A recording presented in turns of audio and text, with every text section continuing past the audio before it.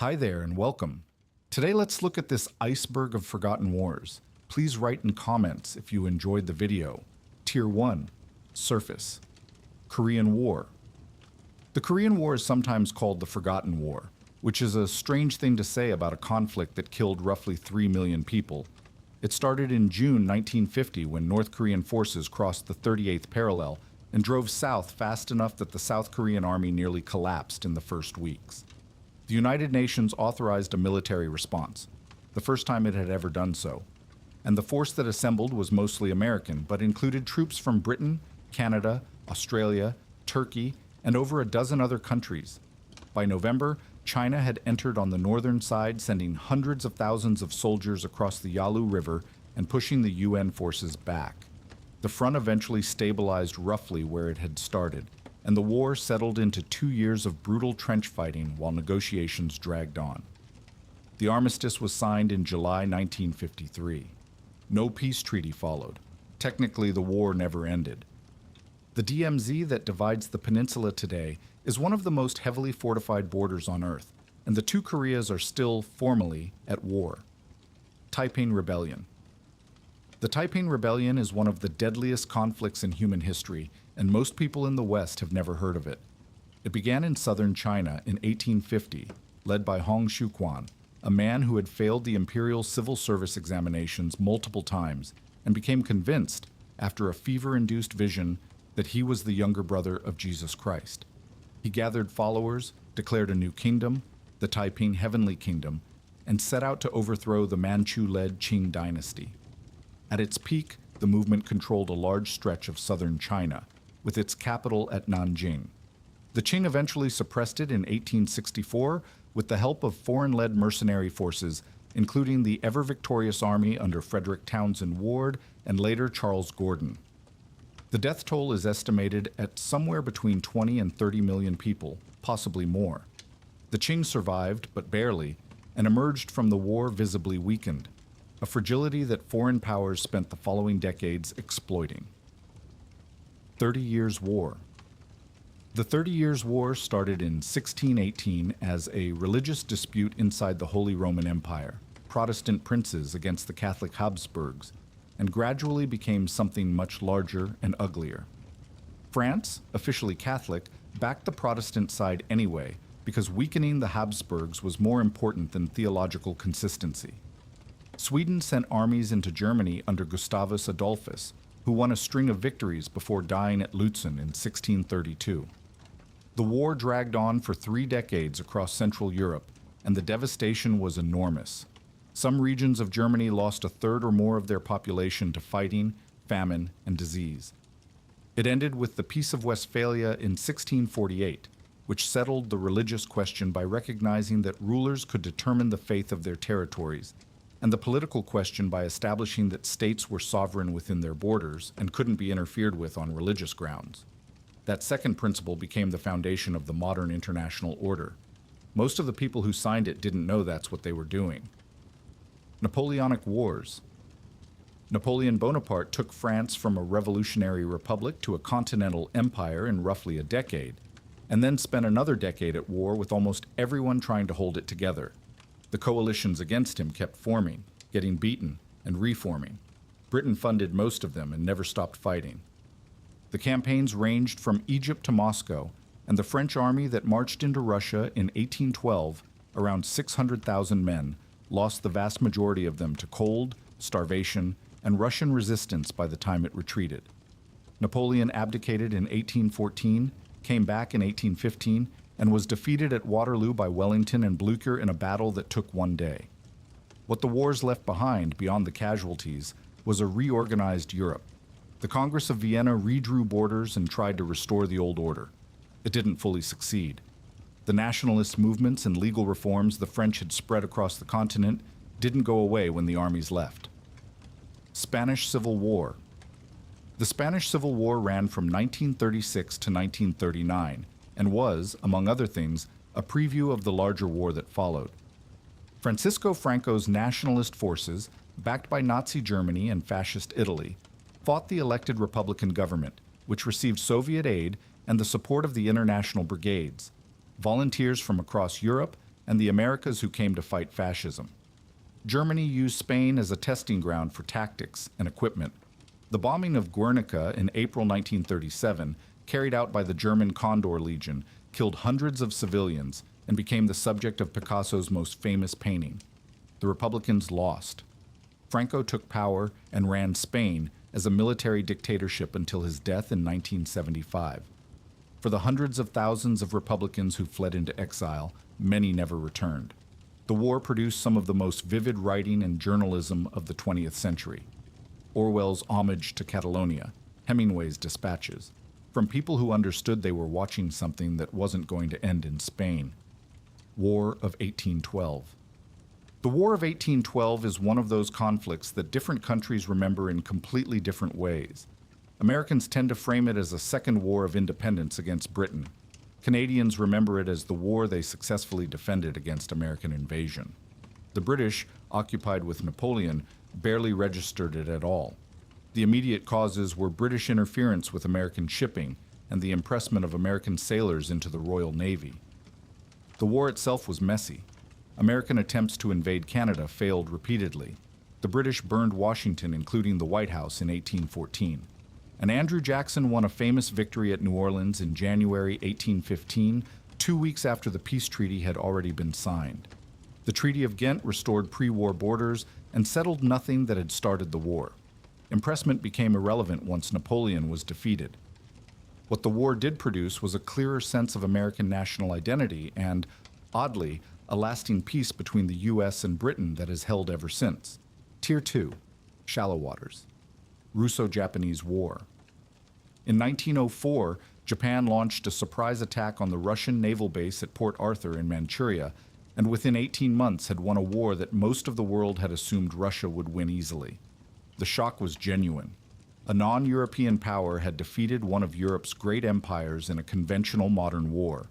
On land at Mukden, where roughly 600,000 soldiers fought in one of the largest battles since Napoleonic times, and at sea in the Tsushima Strait, where the Japanese Navy effectively destroyed the Russian Baltic Fleet after it had sailed halfway around the world to get there. For Japan, it was confirmation of its status as a major power. For Russia, it was a humiliation that fed directly into the 1905 revolution. Troops and sailors who had just lost a war weren't inclined to put down protests on behalf of the Tsar. The peace was brokered by Theodore Roosevelt in Portsmouth, New Hampshire, for which he won the Nobel Peace Prize. Japan got Korea and southern Manchuria. Russia got to go home and pretend it hadn't happened. Second Boer War. Britain went into the Second Boer War in 1899, expecting it to be over quickly. The Boers, Dutch-descended settlers in the Orange Free State and the Transvaal, were farmers with rifles, not a professional army. They held out for nearly 3 years. After the conventional phase ended, the Boers shifted to guerrilla warfare, and the British response was systematic and brutal. Farm-burning campaigns to deny the guerrillas supplies, and a network of concentration camps to detain Boer civilians, mainly women and children. Around 26,000 Boers died in those camps, mostly from disease and malnutrition. A comparable system was used for black Africans in the region, with even higher mortality rates, though this part of the war received far less attention at the time. Britain won in 1902, and the two republics were absorbed into what became the Union of South Africa in 1910. The war badly damaged Britain's international reputation and raised questions at home about the cost and conduct of empire that didn't go away. Emu War. In 1932, the Australian government sent soldiers with Lewis guns to Western Australia to cull a population of emus that had been destroying wheat crops around Campion. Around 20,000 birds needed to go. What followed was not quite what anyone had planned. The emus scattered whenever the soldiers approached, moved faster than expected, and proved genuinely difficult to kill efficiently. Their feathers and fat absorbed bullets in a way that frustrated the gunners. The officer in charge, Major G.P.W. Meredith, noted that the emus seemed to operate with a loose, decentralized structure that made concentrated fire ineffective. The operation was called off after a few weeks with the bird numbers barely dented. It was relaunched, called off again, and the farmers eventually got a bounty system instead. Meredith reportedly said with some admiration that the emus could face machine guns with the invulnerability of tanks. The whole episode was covered in the press at the time with visible embarrassment. It has been embarrassing ever since. First Chechen War. Russia went into Chechnya in December 1994 expecting a quick operation. The initial plan was to take Grozny in a few days with armored columns. On New Year's Eve, those columns drove into the city and were ambushed. Chechen fighters with rocket-propelled grenades destroyed vehicles in the narrow streets, trapping the ones behind. Hundreds of Russian soldiers died in the first days. What followed was months of grinding urban combat that reduced Grozny, a city of 400,000, to rubble, followed by a guerrilla war in the mountains that the Russian military couldn't resolve. The casualty figures were devastating on both sides. By 1996, Russia agreed to withdraw. Chechnya got de facto independence. It was a military defeat that the Russian government found deeply humiliating, and the lessons it drew from it shaped how the Second Chechen War was fought 3 years later, much more methodically, and with far less concern for what the rubble looked like when it was over. Crimean War. The Crimean War is one of those conflicts remembered more for what it produced than for who won. Britain, France, and the Ottoman Empire fought Russia from 1853 to 1856 over influence in the declining Ottoman territories, and the war was catastrophically badly managed on all sides. British supply chains failed so completely that soldiers froze and starved within sight of ships carrying adequate provisions. Florence Nightingale went to the military hospital at Scutari and found conditions so bad that more men were dying of cholera and dysentery than of wounds. Her work there, and the statistical methods she used to demonstrate what was killing the soldiers, became the foundation of modern nursing and hospital sanitation. The war was also covered by telegraph. News reached London in hours rather than weeks, and photographed by Roger Fenton, whose images were the first widely seen war photographs. The public could follow the disaster in near real time, which was new and uncomfortable for everyone in charge. War of the Pacific. The War of the Pacific is almost unknown outside South America, which is remarkable given its consequences. Chile, Peru, and Bolivia went to war in 1879 over the Atacama Desert, specifically over the nitrate deposits there, which were enormously valuable as fertilizer and explosives. Chile won decisively, taking the Peruvian regions of Tarapacá and Arica and the Bolivian province of Antofagasta. Bolivia lost its entire coastline. It has been landlocked ever since, and the loss of sea access remains a live grievance in Bolivian politics today. The country still has a navy, which patrols Lake Titicaca, and still formally demands its coast back. The nitrate wealth Chile gained funded a period of rapid development that made it the dominant power on the continent's Pacific coast for decades. The war also left Peru economically devastated and took a generation to recover from. For a conflict most people outside the region have never heard of, the borders it drew have proved remarkably durable. Tier 3, Deep Water. Seminole Wars. The three Seminole Wars, fought between 1817 and 1858, were the longest and most expensive Indian wars the United States ever fought, which is saying something given the scale of American westward expansion. The Seminoles of Florida were a mixed group: indigenous people, escaped enslaved people, and various others who had built communities in the swamps and forests of the peninsula. The U.S. wanted them removed west of the Mississippi like the other southeastern nations. The Seminoles didn't go. The Second Seminole War, which ran from 1835 to 1842, cost the U.S. Army around 1,500 soldiers and $40 million, an enormous sum, and ended without a peace treaty because the remaining Seminoles simply melted into the Everglades, where conventional military operations couldn't reach them. A few hundred never left. Their descendants are still in Florida today, and they have never formally surrendered or signed a peace agreement with the United States. They refer to themselves as the unconquered people, which is technically accurate. Italo-Turkish War. Italy went to war with the Ottoman Empire in 1911 over Libya, which Italy wanted as a colony and which the Ottomans were too weak to hold. The war lasted about a year and ended in an Italian victory, but what made it historically significant was less the outcome than the methods. For the first time in any war, aircraft were used systematically. Italian pilots flew reconnaissance missions over Ottoman positions and dropped grenades by hand, the first aerial bombing in history. Radio telegraphy coordinated operations across the theater. These were new enough that observers from other countries came specifically to watch and take notes. The war also accelerated the Ottoman Empire's collapse. The Balkan states saw how easily Italy had stripped away a province and drew the obvious conclusion. The First Balkan War started within months of the peace treaty being signed, and from there the dominoes fell toward 1914 faster than anyone had planned. Boxer Rebellion. By 1900, China had been carved up by foreign powers for decades. Treaty ports, extraterritorial rights, missionary activity, economic concessions. The Boxer Uprising was the violent backlash. The Boxers, formerly the Society of Righteous and Harmonious Fists, believed they were supernaturally protected from bullets, which was wrong, but their numbers and convictions still overran significant resistance. They besieged the Foreign Legation Quarter in Beijing for 55 days. 8 nations, Britain, France, Germany, Russia, Japan, the US, Austria-Hungary, and Italy assembled a joint force, marched on Beijing, and relieved the siege. The aftermath was punishing. The Boxer Protocol of 1901 imposed an indemnity of 450 million taels of silver on China to be paid over 39 years with interest.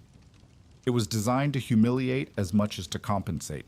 The Qing dynasty signed it and lasted another decade before collapsing entirely. The U.S. eventually used its share of the indemnity to fund Chinese students studying in America, which was a more constructive use of the money. First Barbary War. In the early years of the American Republic, the Barbary states, Tripoli, Tunis, Algiers, and Morocco, made a business of seizing merchant ships in the Mediterranean and holding the crews for ransom or enslaving them. European powers generally paid tribute to avoid the hassle. The U.S. paid for a while too, until Jefferson became president in 1801 and decided that paying pirates was bad policy. Tripoli declared war first, which simplified the decision. The U.S. Navy and Marines were sent to the Mediterranean, the Marines famously reaching Tripoli's shores, which is why the line is in their hymn. And the campaign ended in 1805 with a treaty favorable to the United States. It was the first overseas military operation in American history and established that the young republic could project force across an ocean. It didn't fully resolve the piracy problem, which required a second Barbary War in 1815 to settle properly, but it served notice that American ships weren't easy targets. War of the Triple Alliance. The War of the Triple Alliance is one of the most catastrophic conflicts in the history of the Western Hemisphere, and almost nobody outside South America has heard of it. Paraguay, under the dictator Francisco Solano Lopez, went to war simultaneously against Brazil, Argentina, and Uruguay in 1864. The reasons were a mix of territorial disputes and Lopez's serious miscalculation of his country's position. Paraguay had a disciplined army and fought tenaciously for 6 years. It didn't matter. By the time the war ended in 1870, an estimated 60 to 70% of Paraguay's total population was dead, and the male population had been reduced to perhaps 10% of what it had been. The country was occupied, its territory reduced, and its economy destroyed. Recovery took generations. Lopez himself died fighting in the final campaign and is still regarded as a national hero in Paraguay, which tells you something about how a country can construct memory around catastrophe. Philippine-American War. When the U.S. defeated Spain in 1898 and bought the Philippines for $20 million, the Filipinos who had been fighting for independence from Spain assumed they were about to get it. They weren't. The Philippine-American War began in February 1899 and lasted officially until 1902, though resistance continued for years afterward. It was a counterinsurgency fought across a tropical archipelago, jungle warfare, guerrilla tactics, small unit actions. The U.S. used methods that generated controversy at home, including the water cure, a form of torture, and the concentration of civilians into camps to deny insurgents support. Around 200,000 Filipino civilians died, mostly from disease and famine associated with the disruption. The war is largely absent from American history education, which is awkward given its scale and the questions it raises. Mark Twain wrote against it acidly. The Philippines remained a U.S. territory until 1946. Tier 4, Dark Waters. Pastry War. The Pastry War sounds like a joke, and in some ways it is, but it also illustrates something real about how European powers treated Latin American nations in the 19th century. In 1838, France blockaded Mexican ports and demanded 600,000 pesos in reparations for French citizens who had suffered property losses during years of Mexican political instability. Among the claimants was a French pastry chef named Remontel, whose shop near Mexico City had been looted by Mexican soldiers. His claim was 60,000 pesos, which was absurd, but it gave the conflict its name. Mexico eventually paid up. The more significant figure in the whole episode was Antonio Lopez de Santa Anna, who lost his leg to French cannon fire during a skirmish at Veracruz and used the injury to rehabilitate his political reputation. He had a state funeral for the amputated limb. The war itself lasted a few months and settled nothing lasting, but it established a pattern of European debt diplomacy in the region that France would return to, more ambitiously and disastrously, in the 1860s with the intervention in Mexico. War of Jenkins' Ear. In 1731, a British merchant captain named Robert Jenkins claimed that Spanish coast guards had boarded his ship, tied him to a mast, and cut off his ear.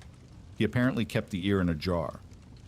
8 years later, he brought it to Parliament. By 1739, British merchants were furious about Spanish interference with Caribbean trade. Politicians wanted a fight, and Jenkins's ear was the story that made it emotionally simple. Britain declared war on Spain. The conflict was mostly naval, fought in the Caribbean and along the Spanish colonial coast, and produced some notable engagements.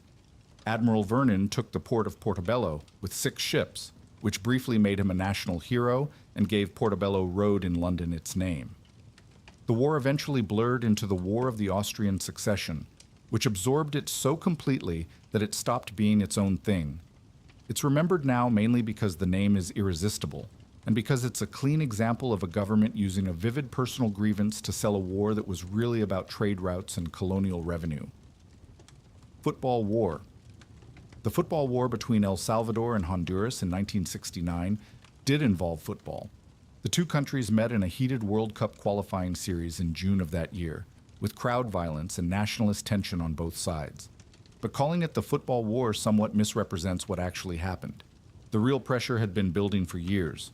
Honduras had been encouraging Salvadoran migrants who had come to farm unused Honduran land to leave. Land reforms dispossessed thousands of them and sent them back across the border. El Salvador, already land scarce and overpopulated, couldn't absorb the returnees easily. The football matches lit a situation that was already combustible. El Salvador invaded Honduras on July 14th. The fighting lasted 4 days before the OAS brokered a ceasefire. Around 2,000 people died. El Salvador withdrew, but didn't sign a peace treaty with Honduras until 1980, and the border wasn't formally demarcated until 1992. The football angle makes it memorable. The actual cause was land, migration, and poverty. Mau Mau Uprising. The Mau Mau Uprising in Kenya ran from 1952 to 1960 and was the kind of colonial war that the British government spent decades trying to erase from its memory. The Mau Mau, drawn largely from the Kikuyu people, launched attacks on white settlers and Africans seen as collaborating with British rule.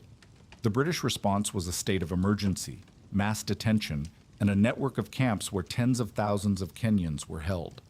The conditions in those camps and the systematic use of torture were documented at the time and suppressed at the time. It took a legal case in 2012, brought by elderly Kenyans who had survived the camps, to force the British government to acknowledge what had happened and pay compensation to over 5,000 victims. Kenya became independent in 1963, 3 years after the emergency ended. The British technically won the military campaign. Whether that framing means much, given what independence came to anyway, is a reasonable question. War of the Bucket. In 1325, soldiers from Modena raided Bologna and came back with, among other things, an oak bucket stolen from a city well. Bologna demanded it back. Modena refused. There was a battle, the Battle of Zappolino, in which a Bolognese force of around 30,000 was routed by a much smaller Modenese army. The bucket stayed in Modena. It's still there, in the Palazzo Comunale, which has kept it under lock and key for 7 centuries. The war was genuinely about the bucket in the same way that most medieval Italian city-state conflicts were about whatever the immediate provocation happened to be. Underneath it was the long, grinding struggle between the Guelphs, who backed the Pope, and the Ghibellines, who backed the Holy Roman Emperor, with Modena and Bologna on opposite sides. The bucket was just the occasion. Alessandro Tassoni wrote a mock-heroic epic poem about it in 1622 called La Secchia Rapita, the Stolen Bucket, which is considered a landmark of Italian literature. The bucket outlasted everyone involved. Whiskey War. Hans Island is a small, flat, uninhabited rock sitting in the Kennedy Channel between Canada and Greenland. It's roughly the size of a large city block. For decades it sat in a legal gray zone, the 1973 treaty that drew the maritime boundary between Canada and Denmark ran right up to it and stopped, leaving ownership unresolved. In 1984, a Danish minister visited, planted a Danish flag, and left a bottle of schnapps with a note saying, "Welcome to the Danish island." Canadian officials responded by visiting, planting a Canadian flag, and leaving a bottle of Canadian Club whiskey. This pattern repeated at irregular intervals for nearly 40 years. Both countries maintained their claims with complete seriousness while the bottles accumulated. In 2022, Canada and Denmark agreed to split the island down the middle along a jointly surveyed line, making Hans Island the only territory in the world formally divided between the two countries. Both governments described the resolution as a model of peaceful diplomacy. It is hard to argue with that. Tier 5, the Abyss. Aleutian Islands Campaign. The Aleutian Islands Campaign is one of the least discussed theaters of the Second World War, partly because it was so remote, and partly because the weather was, in many ways, the main antagonist. The Aleutian chain stretches across the North Pacific in near-permanent fog, violent winds, and cold that made operations miserable for everyone involved.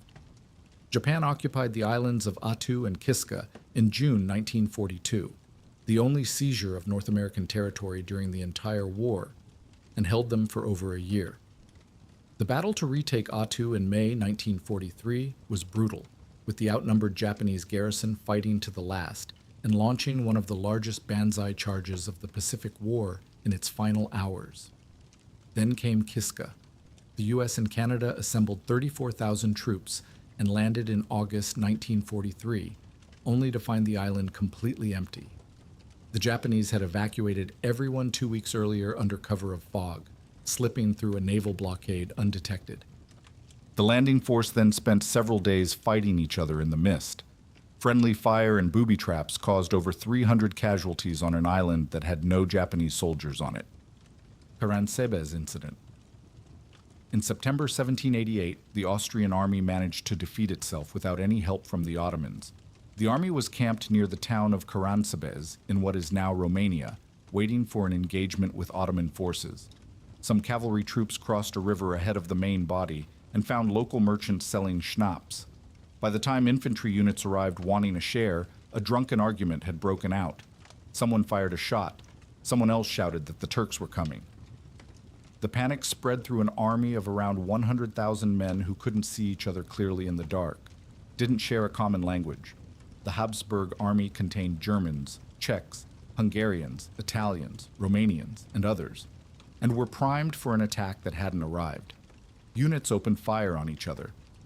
The Emperor Joseph II was reportedly knocked from his horse into a stream. By morning, the army had retreated, leaving behind thousands of casualties. The Ottoman army arrived 2 days later, found the camp abandoned, and walked into Caransebes without a fight. It is the definitive military cautionary tale about logistics, communication, and the dangers of schnapps. 335 Years' War. In 1651, during the English Civil War, the Dutch Republic allied with the Royalists against the Parliamentarians. When the Parliamentarians won, they declared war on Dutch shipping. But the Isles of Scilly, a small archipelago off Cornwall still held by Royalist forces, were specifically included in the declaration. The Royalists surrendered shortly after, and the war ended, but nobody thought to sign a peace treaty with Scilly.